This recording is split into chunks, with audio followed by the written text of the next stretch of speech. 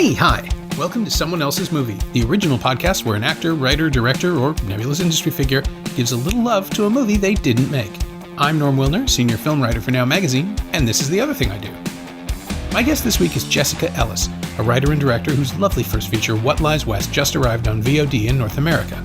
It's a modest but affecting drama about two young women who make a 40-mile hike from their home in California wine country to the Pacific coast. And it feels like an adaptation of a beloved young adult novel. I mean that in the best possible way.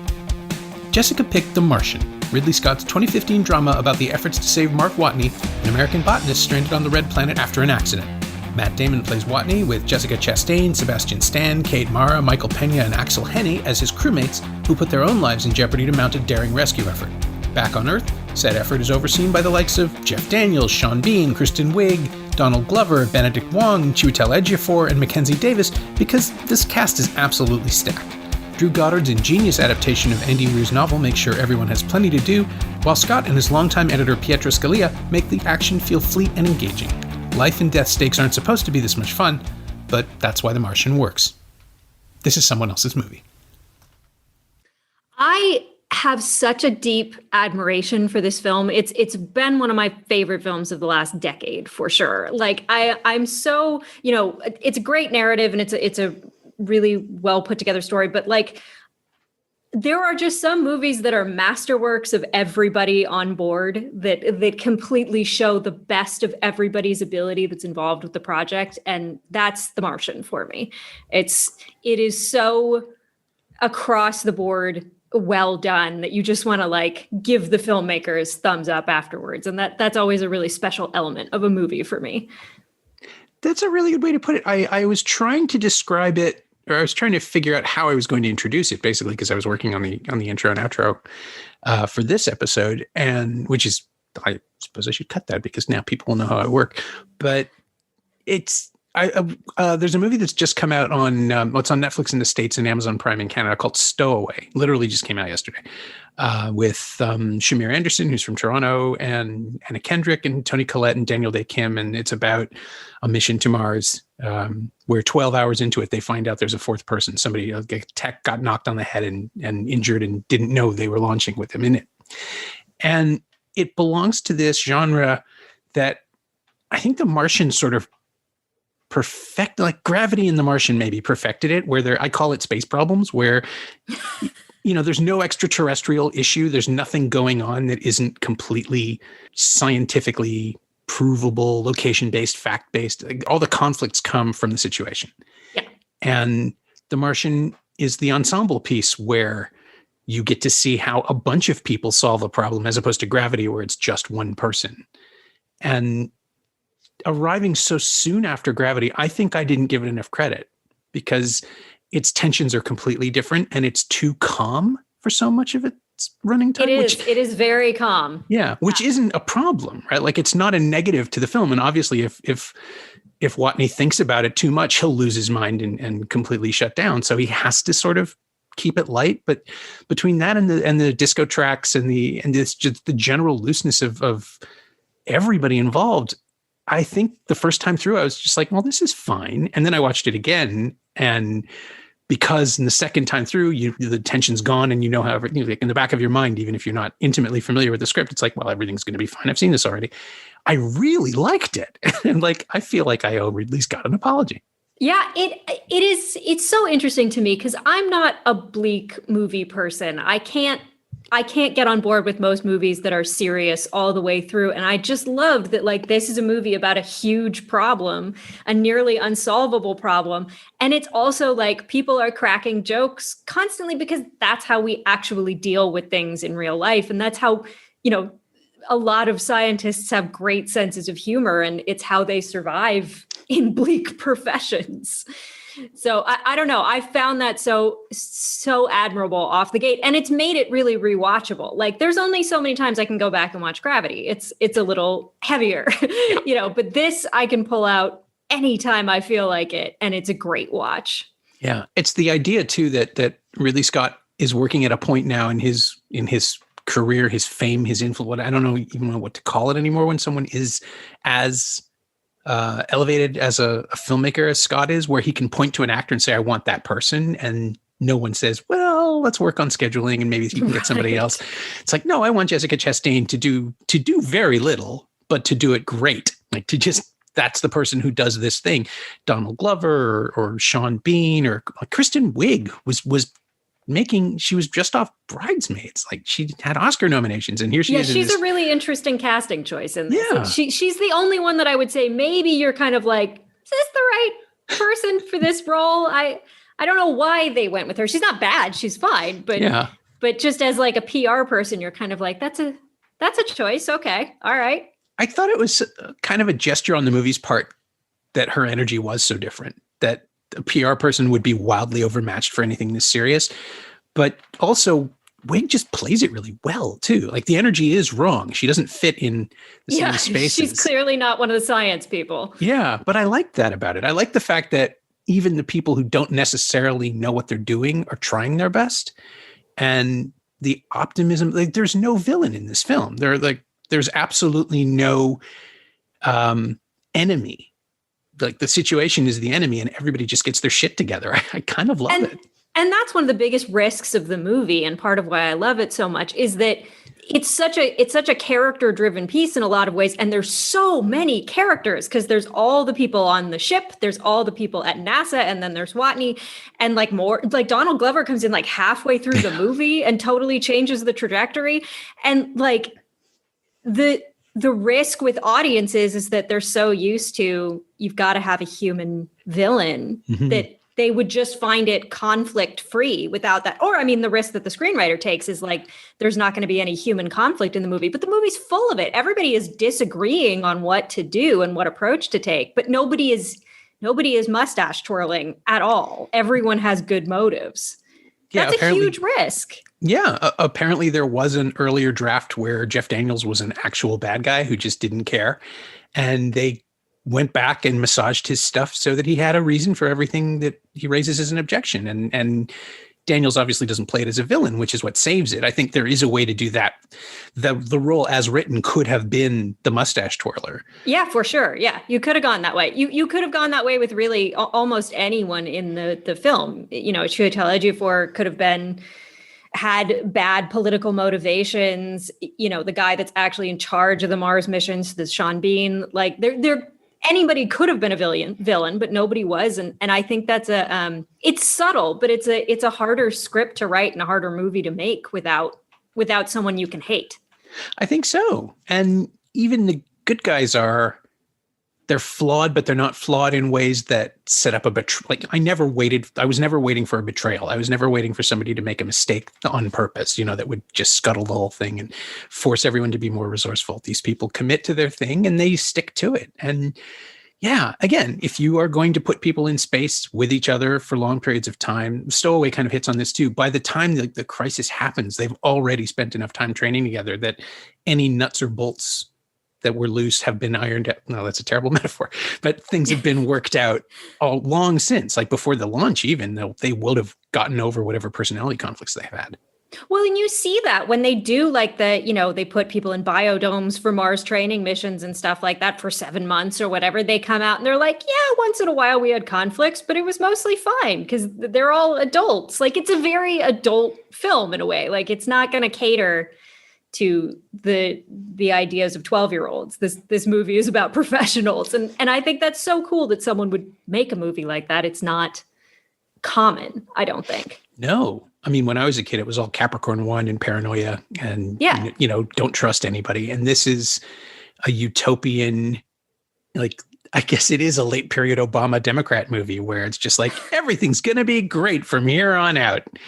And boy, is it interesting to watch this film in the context of the last few years and COVID. Because like you think about, imagine if we had dealt with COVID without the political agenda of conservatives and without anti-maskers and all of that. Maybe we could have had a much less of a crisis and a much easier situation. It really, it seems almost staggeringly utopian now to look at this movie where even the Chinese government is going to pitch in and help us save one astronaut. That is hard to believe, that kind of global collaboration.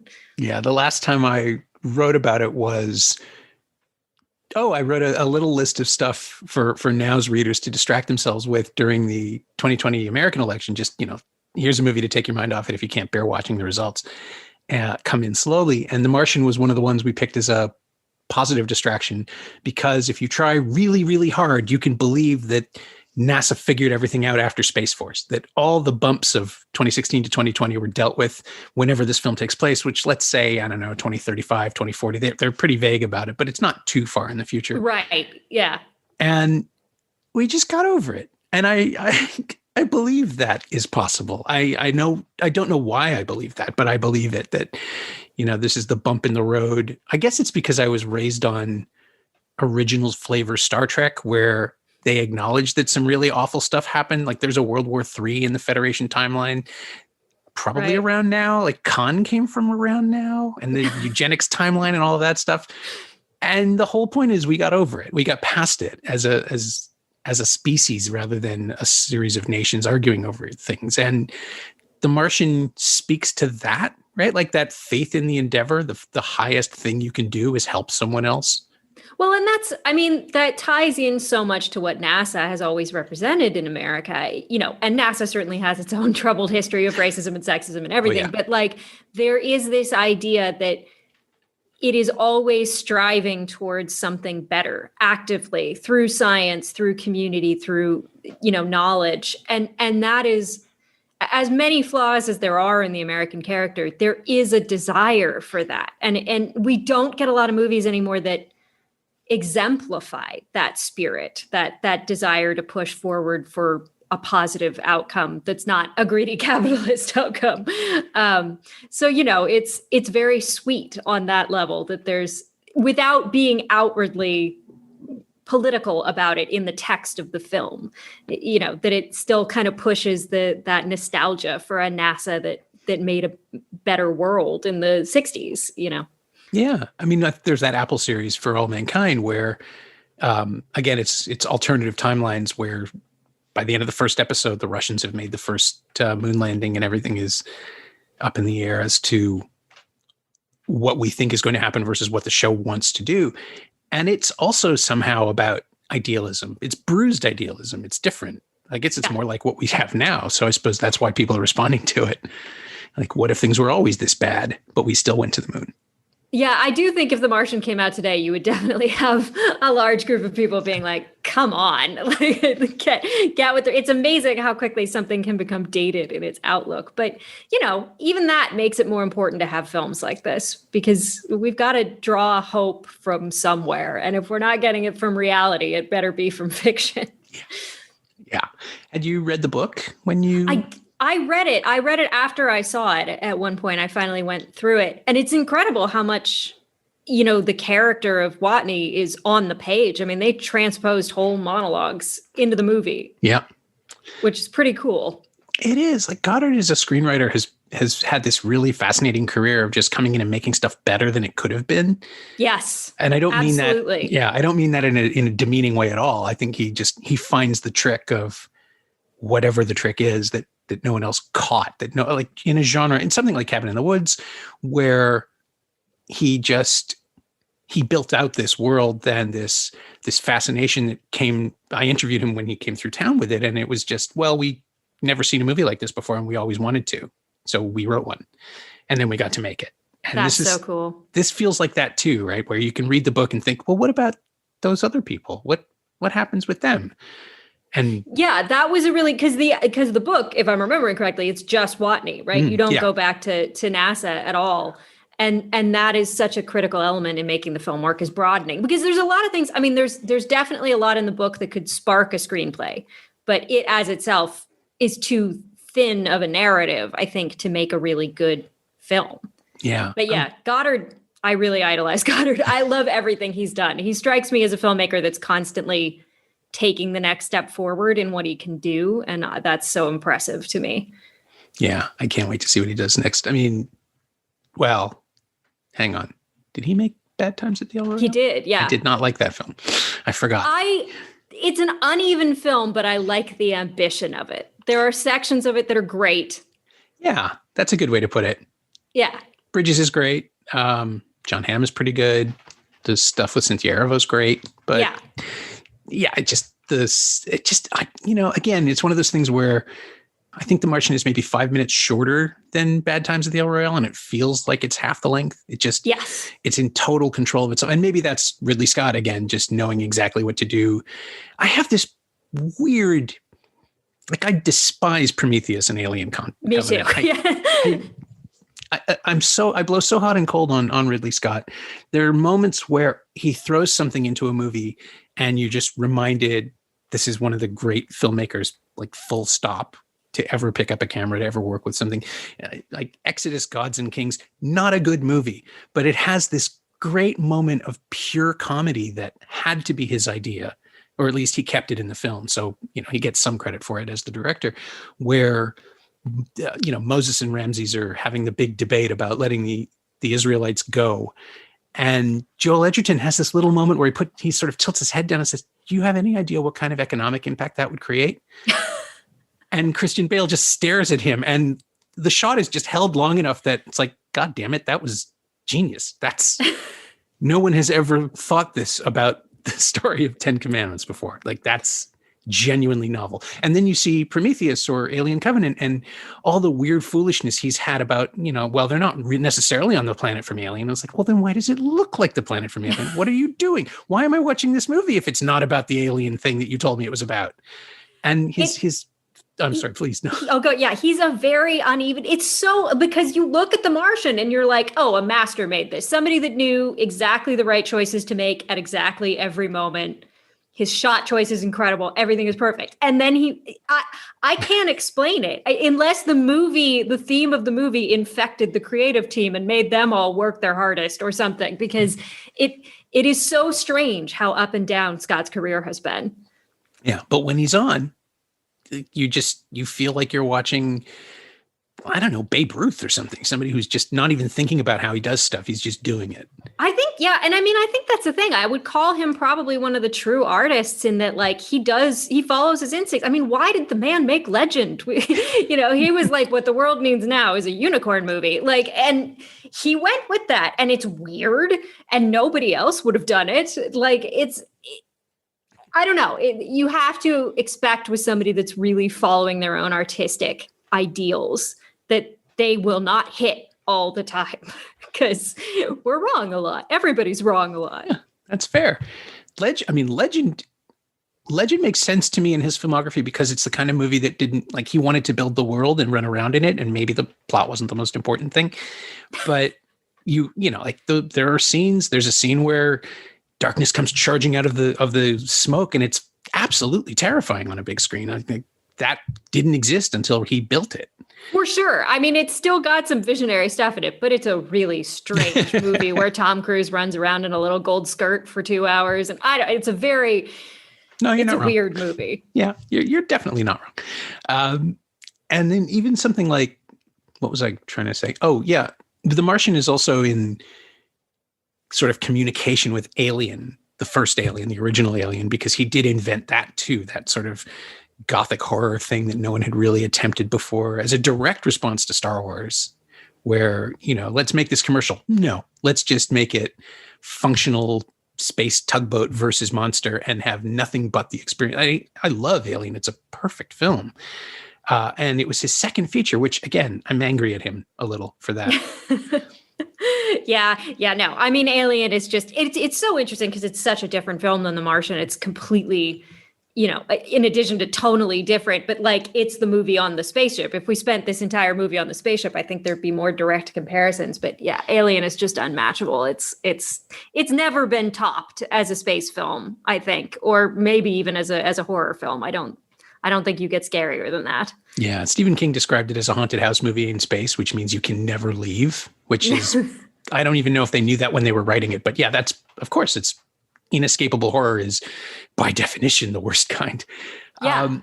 But what I meant about The Martian being in conversation with it is that apparently the suits are patterned very, very subtly after the Nostromo suits, not as a joke, but because that's the direction that spacesuits are evolving. Something about the visor or the shape of the helmet it happened in pre-production where they were designing what it would look like extrapolating the reality of spacesuit design or the practicality of suit design to the point where the Martian would take place, and realizing that the bulb head thing from the Nostromo had basically just taken over.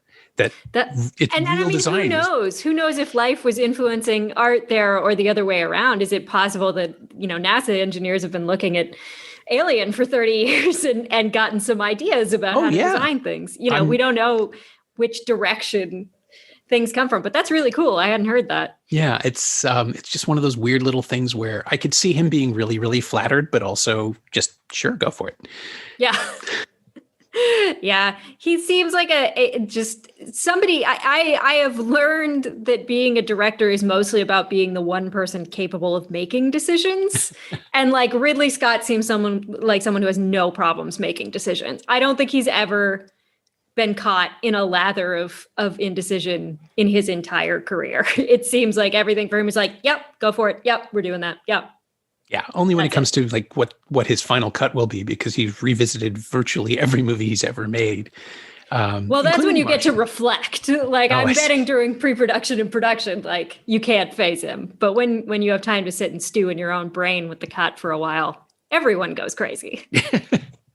Yeah, it's I don't know if you've seen the longer cut of The Martian, but it's fine. It just adds a little more of everything. What gets added? Not much. I mean, it's only about 10 minutes, but it's all scene extensions, and I've only seen it once, and I don't remember a single scene coming at me and going, "Oh, I don't remember that scene at all." It's just a little extra skin on everything. Interesting. I mean, it's such a strong screenplay. I rewatched it. I watched the movie 2 nights ago.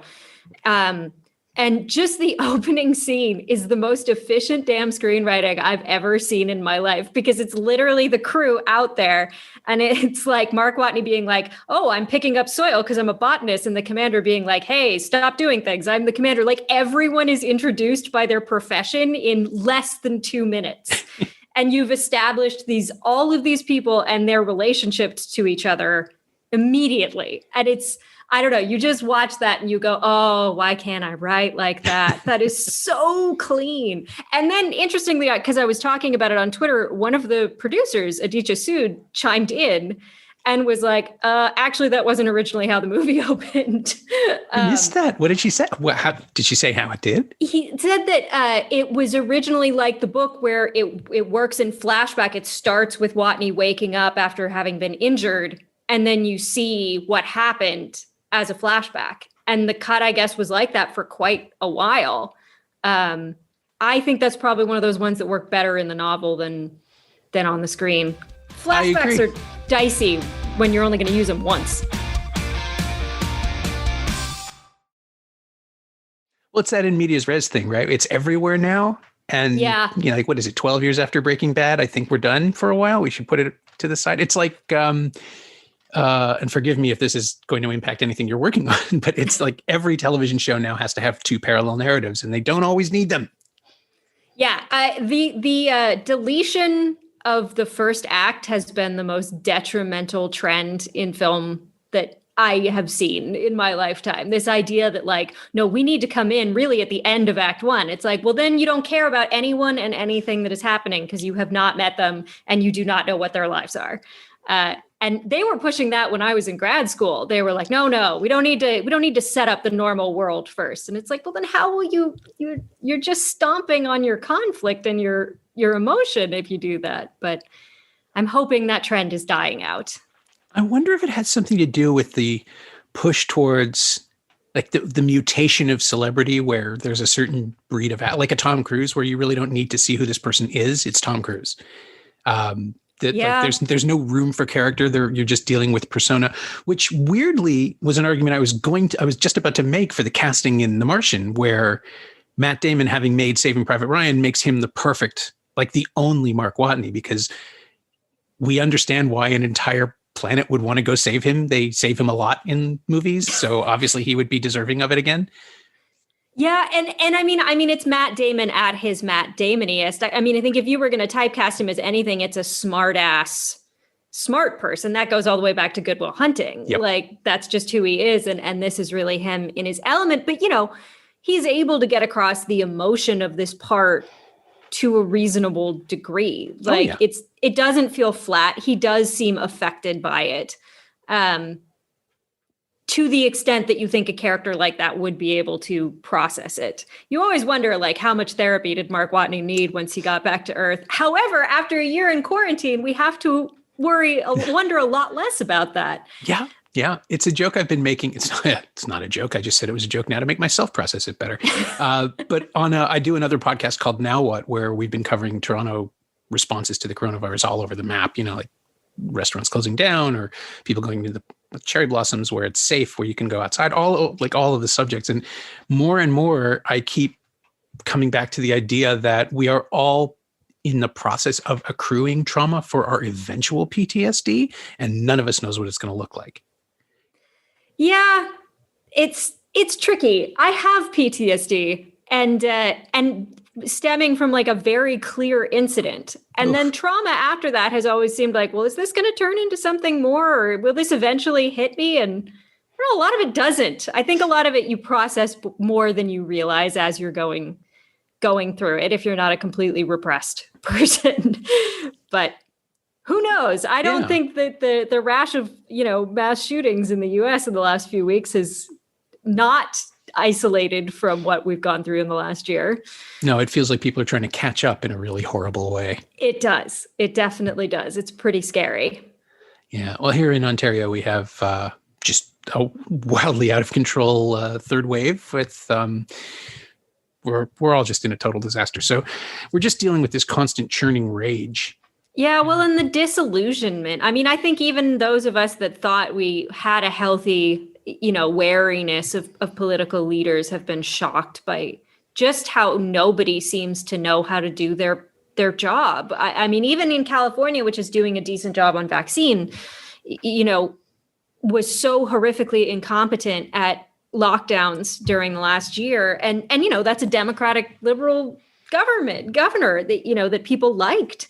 But it's just been so brutal to feel like, oh, really no one seems to know what they're doing. We have elected a bunch of people who got elected for their PR acumen and not actually their ability to lead or make decisions in any way, shape, or form. And that's dark. I mean, that's a dark, dark realization.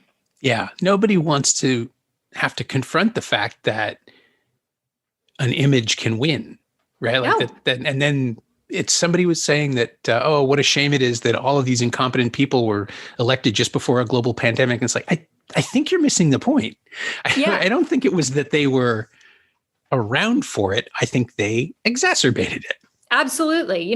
We are where we are because we refused to shut down and pay people. I mean, and Canada did a much better job of that than America did, but not good enough. Globally, we see that it worked in New Zealand, so it's possible. We just didn't do it. Yeah. And again, we're just, we're stuck digging our way out. I'm trying to figure out how to bring this back to The Martian, but as we dig ourselves out of this, or as we watch our government figure its shit out, a movie like The Martian is incredibly comforting.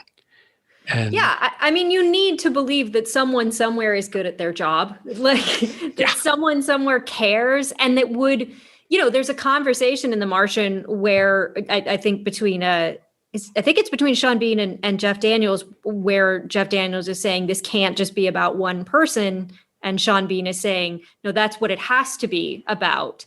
And that is such a critical idea in the movie, that the individual life is valuable to the point of extraordinary efforts. And I think nobody is seeing that reflected in our societies right now. And it's a painful, painful time. Yeah. And it's what makes it a contrast to movies from the 70s and 80s where the government didn't care about it. Like Capricorn 1 is about 3 astronauts who are dead from the beginning of the film if everything goes the way the government wants. Yeah. Because they're just not important. And they weren't even off planet. They were just an inconvenient problem. And to be raised on that and all of those other shadowy films where people in dark rooms, like there are no dark rooms in The Martian. Everything is daylit. Everything is like there's buzzy computers and people moving back and forth, and nobody hides anything. Yeah, it's truly just everybody working their hardest. And it even sneaks in the idea that you get people like Donald Glover and God, I'm blanking on her name, the girl from *Halt and Catch Fire*. Oh, Mackenzie Davis. Yeah, Mackenzie Davis, where you're seeing that like the solutions are not only coming from the top, they are also coming from just these people that work at JPL and just this girl that works on the satellites. They're also critical to fixing this. And that's a nice little hint of a message in there too, that it's not only the geniuses at the top of the food chain. Yeah, it's anybody who has something to offer. Yeah. And it's a communist manifesto, this movie. If the Communist Manifesto was this comforting and this rousing, I'd be fine with it. If Karl Marx had said he was going to science the shit out of government, then we all would have read that book when it was assigned to us in high school. Yeah. I'm trying to think too that of a way to bring it back to the casting where everyone in it, like Glover and Davis, are pulled off television. Right, neither of them was really burning up movies just yet. Although I guess Mackenzie Davis had already made The F Word, which is just this marvelous little film with Daniel Radcliffe. And I've seen it. It's great. And she's like, it's her and Adam Driver. Like that movie we've done an episode on it. So anybody listening, just after you watch The Martian again, go watch The F Word again. It's delightful.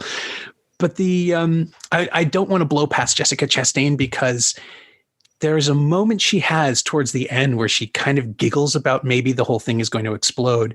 And it's like, that's why you cast her. Because I spent the whole movie thinking Jessica Chastain, it's like, she's got Oscar nominations. She's like maybe the best actor of her, best actress, best female actor of her generation. The more I see of her, the more I'm convinced of this. And then why is she in this movie? And then she gets that laugh and it's like, oh, that's why you cast her, because you need someone that good.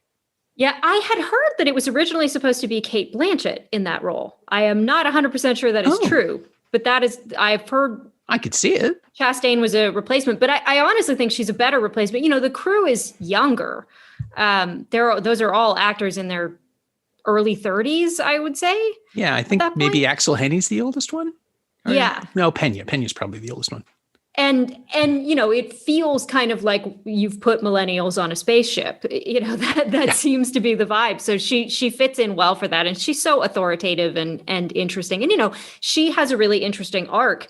That was the other thing the producer had mentioned, was that in the book, it was supposed to be Sebastian Stan's character that rescues Watney at the end. And man, that's a no-brainer change. You've got to give it to Chastain, who left him behind on Mars. That's just another one of those millions of decisions you make in adaptations where it makes sense after the fact, but at the time, like, changing it is a risk. You don't know if it's always going to work. Yeah, you have to trust your writer, you have to trust the actors, you have to trust the audience to accept it all, to get it all. I mean, What Lies West is a little tricky that way too, right? You really have to you have to put your trust in us to see where it's going. Very much. Yeah. And it's another film without a villain. Because I was trying to adhere so close to kind of a naturalistic style with it, I wanted it to be authentic to how problems happen and how life is dealt with in real life. And that does require you to do less hand-holding on behalf of the audience, which is a thing I am terrified of, about how it will be received. I mean, it's just, I wish I'd been able to see it with an audience. I wish I'd been able to see it in a theater. I wish I'd been able to see so many movies in the theater this last year. But it's the, I don't want to give anything away for the listeners who definitely won't have seen it yet. But there is a sense of, maybe it's just my brain trying to stitch it together with the Martian's themes, but there is a sense of a larger indifference where the only person anyone has to depend on is the person with them in What Lies West, where the world doesn't care, so they have to forge these relationships to make it work. Yeah, well, I mean, if the larger villain in The Martian is Mars and the things that could go wrong there, the larger villain in What Lies West is fear. And all you've got when you're up against fear is your own capacity and maybe those of whoever you can bring with you, whoever you can trust enough to bring with you. But the whole world can be scary. You're going to run into it in every direction. So I think there was a little bit of an isolating of the characters in that. Yeah. And we're left with them and their trust, which to me, like, again, that's something that is ultimately, it's on the page, it's in the performances. It's the kind of thing that I've seen a lot of movies get it wrong fairly recently, where the balance of I don't know what to say. It's such an ineffable quality, and I hate myself for saying something that pretentious, but it is the sort of thing that it basically comes down to the chemistry between the actors and the ability to sell a relationship through, and the filmmaker's ability to sell that relationship through the editing and the structure of the film. And it doesn't always work, and it does in your movie. And like, how did you do that? Like, is there a way? Is there a method that I'm missing? Is there something I'm not connecting to in the other films? I mean, part of the key, and it sucks because this is not teachable, is that I was building off of, I knew the lead actresses, I've known them their whole lives. They've known each other their whole lives. Oh. So I was dealing with a chemistry that I already knew existed. And a very, they're not like those two actresses are not like their characters in the film, but they are very different people with very different approaches to life. And it's always been interesting to watch them interact. And I felt like if that's compelling to me, just knowing them, I think that's going to be compelling on screen, the two of them. And you will want to see how a friendship between unlikely people develops. And, neither of them are right. Neither of them are wrong in their approaches to life. They're both quite young. So you can see that their ideas are works in progress of how to act. But yeah, I don't know. We got lucky. We got lucky that I had the two perfect actresses to build a story around. I mean, cheat where you can, cheat wherever you can. If you've got an asset already, definitely. I mean, and if I had had different actresses, I would have written a different story. So much of this came out of them, particularly. And just thinking about where I could develop an interesting world to put those two in, that you'd enjoy watching them. So I'm glad it's coming across. Very good to hear that. Oh, my pleasure. I always stumble over this because it sounds so phony, but it's really easy to talk about. It's really easy to get behind a movie that's really easy to get behind. There are films where it's a bit of a struggle to buy in, or where, like the second act is lumpy because of the thing that I see lots of movies structurally, the pieces reveal themselves very quickly. And it's part of it is the reliance on casting actors in the thing that we already know them for. So there is less of a challenge there. But when you see something like this and you're discovering people that you've never seen before, it feels like, obviously it feels like a discovery, but when it works, it feels like it really works. I'm just, I will gladly take credit for that. Yeah. I will take credit for anything. It's I don't know. It was a strange little film, and I knew it was going to ask a little more of the audience than maybe they're used to giving us credit. Not that it's a difficult narrative, but just that you're going to have to trust that you're going to like where this is going. And, can I buy that 15 minutes from somebody? Because I think the second the film goes outside and you get out of the house, and are out in the natural world, suddenly you take the same breath, the same exhale that the characters are taking. And hopefully from that point, you're hooked. Yeah, that's a really good way to put it. And you are trusting the audience to stick with it, right? Like it's not a big ask. Hopefully by the time you press play or buy the ticket, you're already interested, right? Like I go into everything hoping it's going to be worth my time, but yeah, I don't get this whole watch something for 5 minutes and give up. But I mean, obviously it's what streaming has done to people with the gargantuan selection of everything. And the fact that you don't have to get up and put it in a machine to play it changes the relationship too, which just makes me sad and angry. Well, yeah, I mean, we are in such a world of instant gratification with the internet, with streaming, with everything, where you can have exactly what you want at every moment. And I think that's extremely bad for us. Yeah. In so many movies, so many ways, the Wild Lies West was a throwback to kind of a 90s sensibility in independent film. And that includes an actual first act. So I'm hoping that anyone who sees it likes first acts. But we'll see. Yeah, why wouldn't you? They're important. I'll cut this if you don't want me to share it, but I got a huge Alison Anders vibe out of it. I mean, Gas, Food, Lodging, things like that, movies about unexpected relationships and deep bonds among people who might not otherwise. Yeah, that's a reasonable comparison, I think. Yeah. we were looking a lot at like kind of movies that were aimed at, young teenagers, movies particularly that I grew up with, movies like Now and Then and The Man on the Moon. Oh, yeah. There's a 60s movie that I love called The Trouble with Angels. There's Ida Lupino, which is a late Haley Mills movie about girls going to school at a nunnery. Yep. And ends up being an incredible look at these nuns' lives and how they came to these choices and what seeing their lives does to these girls. And that was hugely on my mind in this. It's just girls running around a convent for 2 hours. And it is one of my favorite movies that I've ever seen. And so yeah, there were a lot of various inspirations that we pulled, but we also pulled this movie together so fast. I mean, we went from let's shoot a movie to we are shooting this movie starting today in 3.5 months. So Jesus. A lot of the influences came in along the way of production as opposed to in a long leisurely time where I was thinking about it beforehand. Well, no wonder you picked The Martian for problem solving under pressure.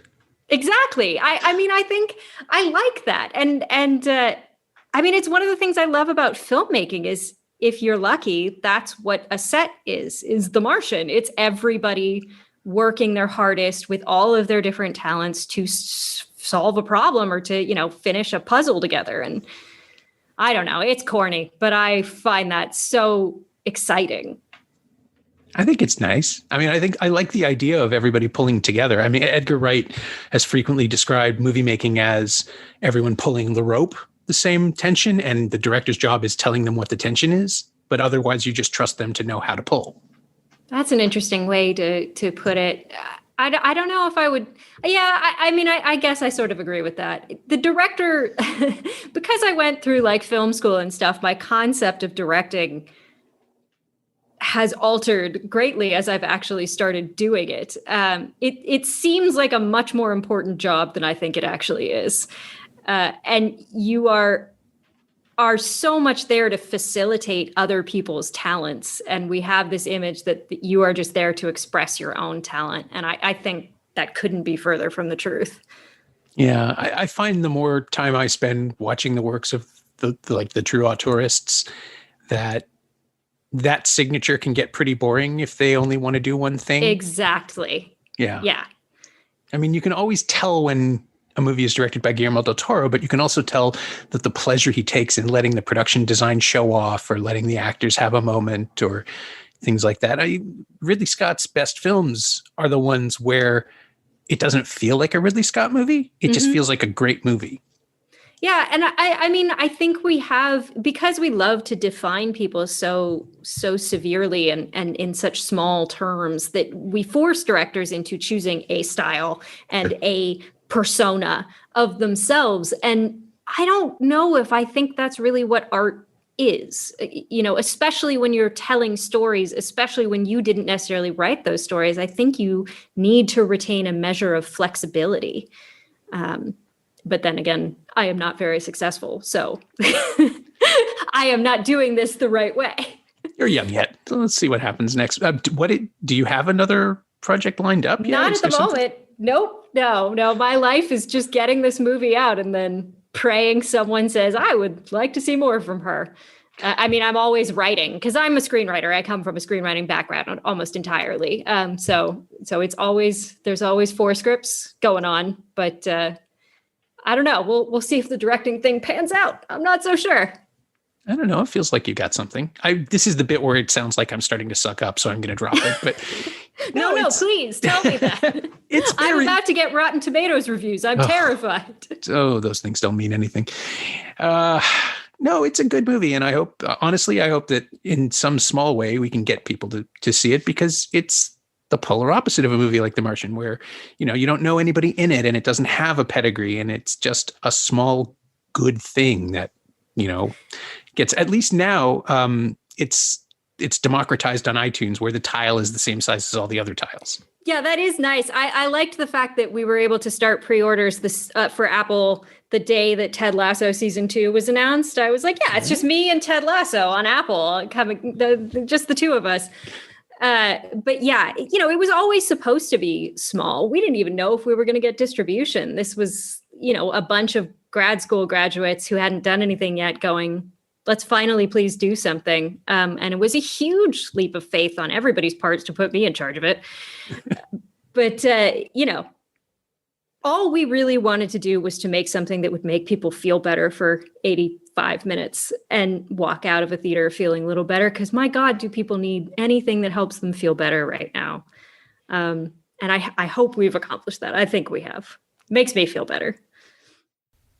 My thanks to Jessica Ellis, whose fine first feature, What Lies West, is now available to rent or buy on VOD platforms across America.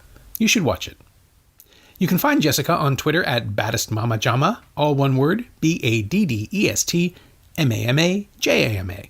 And you can find The Martian on 4K, Blu-ray, and DVD from 20th Century Fox Home Entertainment. It's also available on Apple TV and Google Play, and streaming in 4K on Disney+.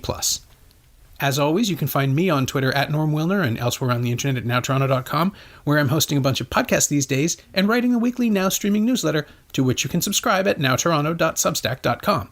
And you can find this podcast on Twitter at Semcast, SEMcast, and on the web at someoneelsesmovie.com. Our theme song is by The Last Year. If you like it or the show, say so. Leave a review on Apple Podcasts or Google Podcasts or wherever you've been enjoying this. Every little bit helps. It truly does. And check out the other programming on the Frequency Podcast Network while you're there. There's some good stuff.